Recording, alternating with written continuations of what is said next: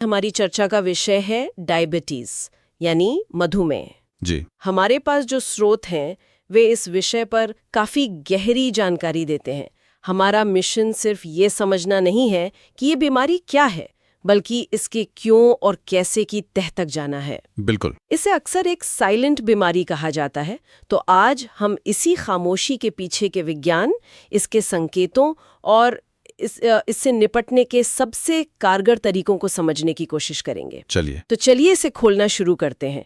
सबसे पहले बिल्कुल बुनियादी बात पर आते हैं। स्रोत बताते हैं कि डायबिटीज वो हालत है जब हमारे खून में शुगर यानी ग्लूकोज जरूरत से ज्यादा बढ़ जाता है। लेकिन ये सिर्फ ज्यादा मीठा खाने की कहानी नहीं है ना? इसके पीछे एक ज्यादा जटिल मैकेनिज्म काम कर रहा है। बिल्कुल, और वो मैकेनिज्म एक हार्मोन के इर्द गिर्द घूमता है जिसका नाम है इंसुलिन। इंसुलिन को समझने का सबसे अच्छा तरीका है उसे एक चाबी की तरह देखना। हमारे शरीर की करोड़ों कोशिकाएं यानी सेल्स ताले की तरह हैं जिन्हें ऊर्जा के लिए शुगर चाहिए। अच्छा। इंसुलिन वो चाबी है जो इन तालों को खोलती है ताकि शुगर अंदर जा सके और शरीर को एनर्जी मिले। डायबिटीज में यही चाबी ताले का सिस्टम गड़बड़ा जाता है। चाबी ताले का सिस्टम, ये समझना आसान है। तो इसका मतलब समस्या या तो चाबी में है या ताले में। हाँ। क्या स्रोतों में इसके अलग अलग प्रकारों को इसी तरह समझाया गया है? हाँ, आप इसे बिल्कुल सही समझ रही हैं। मुख्य रूप से दो प्रकार हैं। टाइप 1 डायबिटीज में शरीर की अपनी ही रक्षा प्रणाली यानी इम्यून सिस्टम गलती से इंसुलिन बनाने वाली कोशिकाओं पर हमला करके उन्हें खत्म कर देता है। ओहो। तो यहाँ शरीर चाबी बनाना ही बंद कर देता है। ये एक ऑटो इम्यून स्थिति है। एक मिनट, ऑटो इम्यून का क्या मतलब हुआ? इसका मतलब है कि शरीर का अपना सिक्योरिटी सिस्टम ही अपने दोस्तों को दुश्मन समझकर उन पर हमला कर देता है। अच्छा। यह शरीर की एक अंदरूनी गड़बड़ी है जिसका किसी की जीवन शैली या आदतों से कोई लेना देना नहीं। तो इसीलिए टाइप 1 के मरीजों को जिंदा रहने के लिए बाहर से इंसुलिन के इंजेक्शंस लेने पड़ते हैं, क्योंकि उनके शरीर में वो चाबी बनी ही नहीं रही। ये ज्यादातर बच्चों और युवाओं में पाया जाता है। ओके, तो टाइप 1 में चाबी है ही नहीं।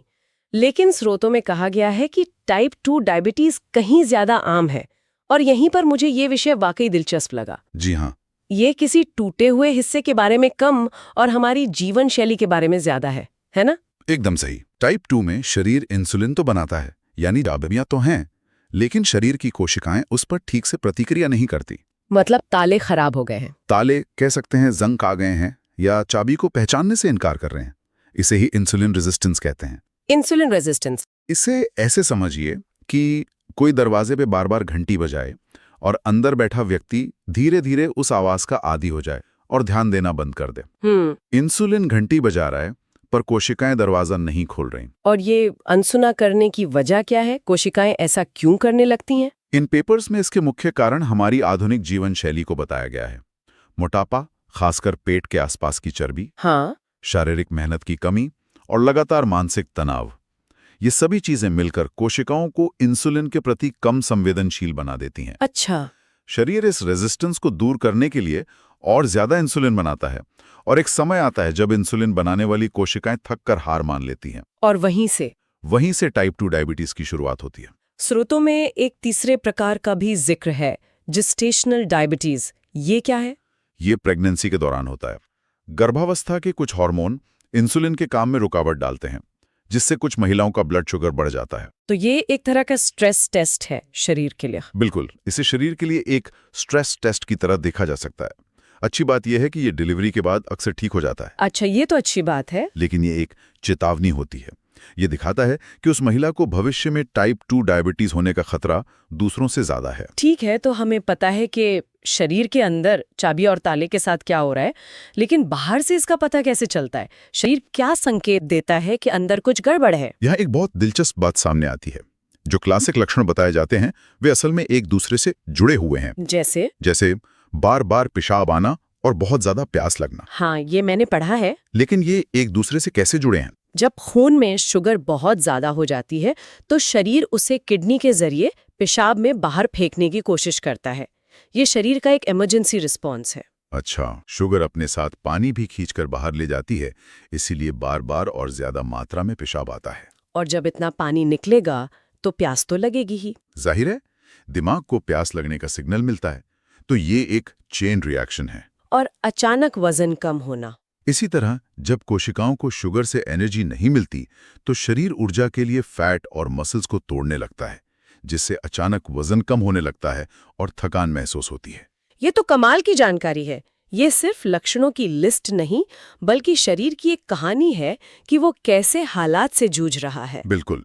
लेकिन यहाँ सबसे जरूरी और खतरनाक बात यह है, जिस पर सभी स्रोत जोर देते हैं। क्या? कि टाइप 2 डायबिटीज में ये लक्षण सालों तक दिखाई ही नहीं देते। सालों तक? जी। ये बीमारी चुपचाप शरीर के अंदर अपना काम करती रहती है, बिना कोई बड़ा अलार्म बजाए।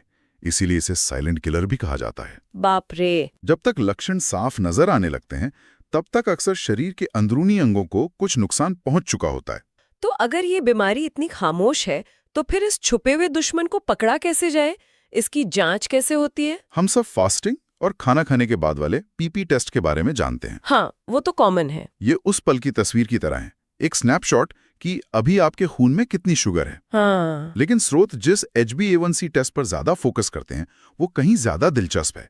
HbA1c? ये एक स्नैपशॉट नहीं, बल्कि पिछले 3 महीने की पूरी फिल्म है। 3 महीने की फिल्म?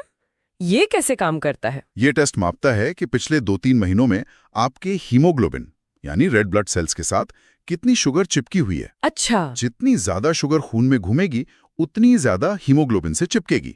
ये हमें एक औसत आंकड़ा देता है, जिससे ये साफ पता चलता है कि लंबे समय से शुगर कंट्रोल में है या नहीं। तो इसके नंबर्स क्या कहते हैं? स्रोतों में दिए गए नंबर्स के मुताबिक 5.7% से कम का स्तर नॉर्मल है, 6.5% या उससे ज्यादा डायबिटीज है। और इन दोनों के बीच में भी तो एक जोन है, प्री डायबिटीज। हाँ, 5.7% से 6.4% के बीच का स्तर प्री डायबिटीज कहलाता है। यह सिर्फ एक नंबर नहीं है, ये एक वेकअप कॉल है। एक चेतावनी। एक चेतावनी है, एक ऐसा मोड जहां से आप अभी भी वापस लौट सकते हैं। इस स्टेज पर अगर जीवन शैली में बड़े बदलाव किए जाएं तो डायबिटीज को होने से रोका जा सकता है। और अगर इसे नजरअंदाज किया तो ये डायबिटीज की तरफ जाने वाली एक तरफा सड़क है। ओके, तो मान लीजिए कि किसी का टेस्ट पॉजिटिव आता है, फिल्म का प्लॉट ट्विस्ट आ चुका है, अब इसे मैनेज करने की चुनौती है। तो स्रोतों में इस मैनेजमेंट को लेकर क्या सबसे बड़ी बातें कही गई हैं? सबसे पहले खाने पीने की बात करते हैं। डाइट मैनेजमेंट का आधार है।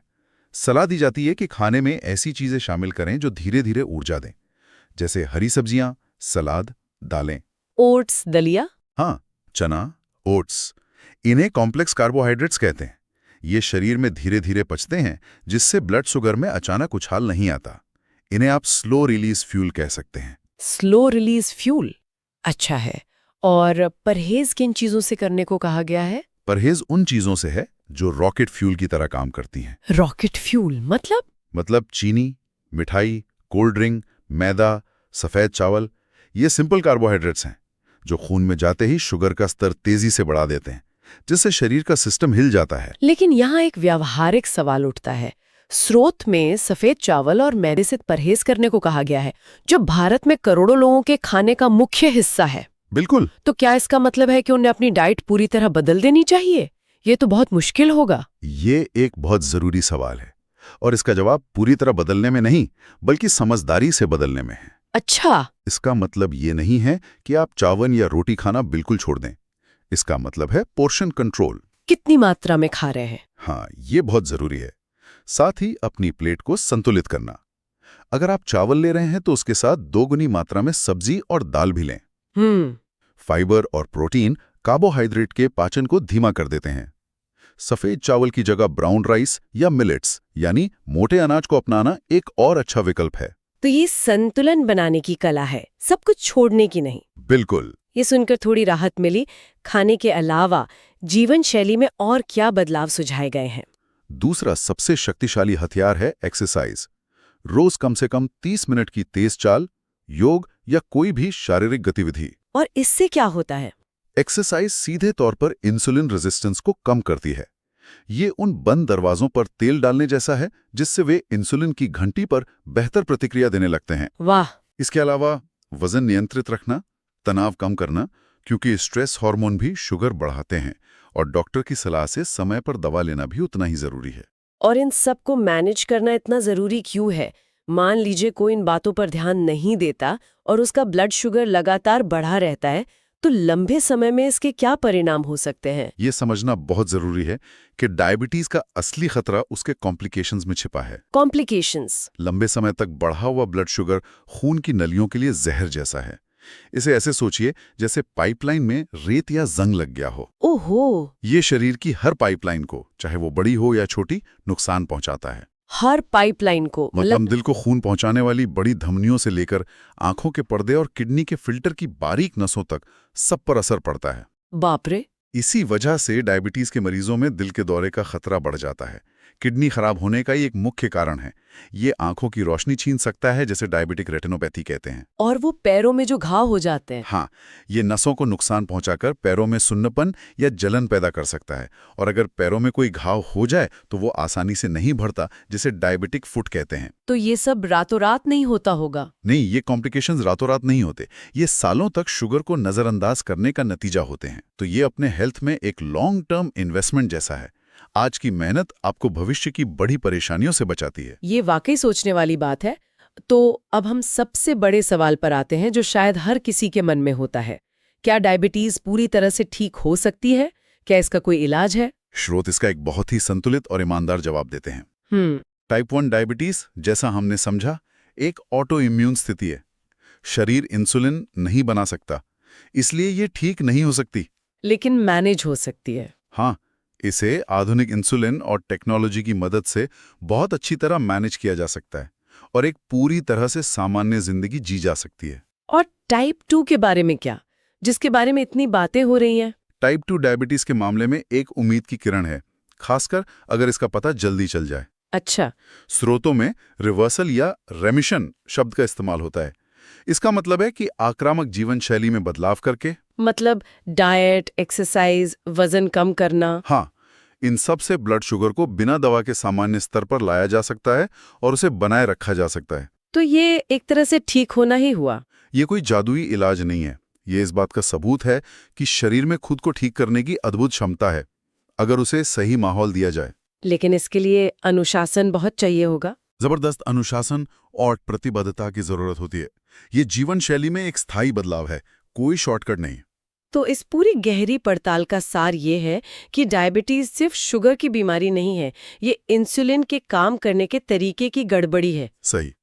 टाइप 2 डायबिटीज, जो सबसे आम है, सीधे तौर पर हमारी आदतों और रहन-सहन से जुड़ी है। जी। इसके लक्षण अक्सर खामोश रहते हैं, इसलिए नियमित जांच ही इसे पकड़ने का एकमात्र तरीका है। और सबसे अहम बात यह है कि डरने की बजाय सही जानकारी, सही खान-पान और सही जीवन शैली से इसे न सिर्फ मैनेज किया जा सकता है, बिल्कुल, बल्कि कुछ मामलों में रिवर्स भी किया जा सकता है। बिल्कुल। ये एक बीमारी से ज्यादा एक लाइफस्टाइल मैनेजमेंट चैलेंज है। बिल्कुल। और यहाँ एक आखिरी विचार मैं छोड़ना चाहूंगा। बताइए। इन सभी स्रोतों में बीमारी के प्रबंधन के लिए व्यक्तिगत स्तर पर किए जाने वाले उपायों, जैसे कि डाइट और एक्सरसाइज पर बहुत जोर है। ये जरूरी भी है। हाँ, बिल्कुल। लेकिन ये सोचने पर भी मजबूर करता है कि क्या इस समस्या का समाधान सिर्फ व्यक्तिगत विकल्पों में है, या फिर हमारे आसपास के माहौल और सामाजिक आदतों में भी बदलाव की जरूरत है। मतलब जब बाजार आसानी से मिलने वाले सस्ते और अनहेल्दी खाने की चीजों से भरा पड़ा हो और हमारी जिंदगी लगातार भागदौड़ और तनाव में गुजर रही हो, तो क्या सिर्फ एक व्यक्ति के लिए सही चुनाव करना काफी है? ये तो बहुत बड़ा सवाल है। शायद इस लड़ाई को सिर्फ व्यक्तिगत स्तर पर नहीं, बल्कि एक समाज के तौर पर भी लड़ने की जरूरत है। ये एक सवाल है जिस पर आगे सोचा जा सकता है।